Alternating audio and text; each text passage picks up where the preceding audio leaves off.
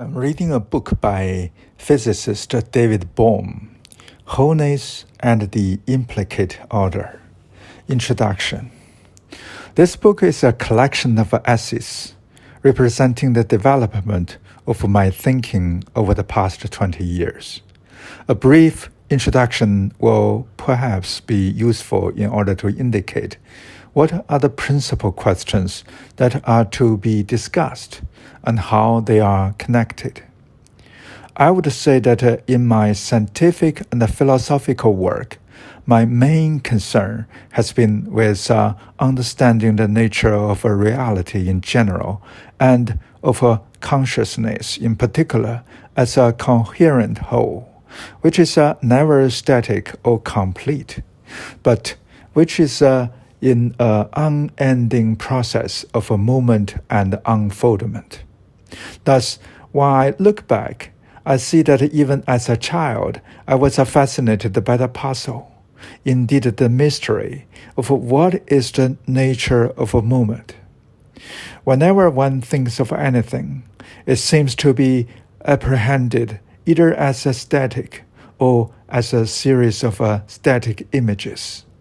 Yet, in the actual experience of a moment, one senses an unbroken, undivided process of flow, to which the series of static images in thought is related as a series of still photographs might be related to the actuality of a speeding car.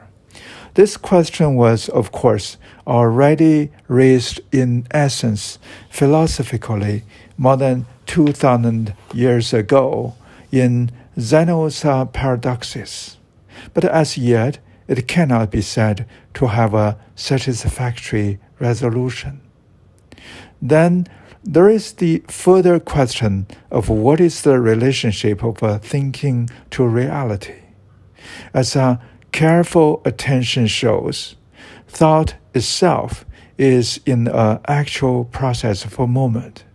That is to say, one can feel a sense of a flow in the stream of a consciousness, not dissimilar to the sense of flow in a movement of a matter in general. May not thought itself thus be a part of reality as a whole? But then, what could it mean for one part of reality to know another? And to what extent would this be possible? Does the content of a thought merely give us abstract and simplified snapshots of a reality? Or can it go further, somehow to grasp the very essence of the living moment that we sense in actual experience? It is clear that in reflecting on and pondering the nature of a moment, both in thought and in the object of thought, one comes to inevitably the question of a wholeness or totality. The notion that one who thinks, the ego, is at least in principle completely separate from and independent of the reality that he thinks about is, of course, firmly embedded in our entire tradition. This notion is clearly almost universally accepted in the West, but in the East, there is a general tendency to deny it verbally and philosophically, while at the same time such an approach pervades most of life and the daily practice as much as it does in the West. General experience of the sort described above, along with the great deal of modern scientific knowledge concerning the nature and the function of the brain as the seat of thought, suggest very strongly that such a division cannot be maintained consistently. But this confronts us with a very difficult challenge. How are we to think coherently of a single, unbroken, flowing, actuality of existence as a whole, containing both thought, consciousness, and external reality as we experience it. Clearly, this brings us to consider our overall world view, which includes our general notions concerning the nature of reality, along with those concerning the total order of the universe, that is, cosmology. To meet the challenge before us, our notions of cosmology and of the general nature of reality must have room in them to permit a consistent account of consciousness, vice versa. Our notions of consciousness must have room in them to understand what it means for its content to be reality as a whole. The two sets of notions together should then be such as to allow for an understanding of how reality and consciousness are related. These questions are, of course, enormous and could, in any case, probably never be resolved ultimately and completely. Nevertheless, it has always seemed important to me that there will be a continuing investigation of proposals aimed at meeting the challenge that has been pointed out here. Of course, the prevailing tendency in modern science has been against such an enterprise, being directed steadily mainly toward relatively detailed and concrete theoretical predictions, which show at least some promise of eventual pragmatic application.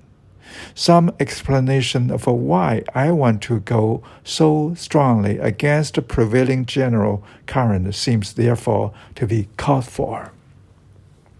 Aside from what I feel to be the intrinsic interest of questions that are so fundamental and deep, I would in this connection call attention to the general problem of fragmentation of human consciousness, which is discussed in Chapter 1.